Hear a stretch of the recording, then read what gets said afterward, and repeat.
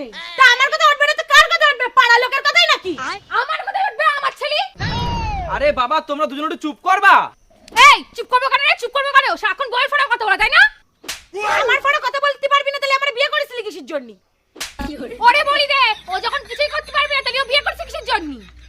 কেন তুই তোর মারে বলিসনি আমি তোর সাথে বিয়ে করতে যাইনি? তুই আগে আমার সাথে প্রেম করতে আইছিলি। শোন, তোর বউরে বলি বাপের বাড়িতে রান্না বান্না শিখে আসতি, ঠিক আছে? এই বাড়িতে এসে কিছু করতে পারে না। তোর মারে ঠিক করে বলি দে, ওটা আমার বাপের বাড়ি, হোটেল ম্যানেজমেন্টের কোর্স না।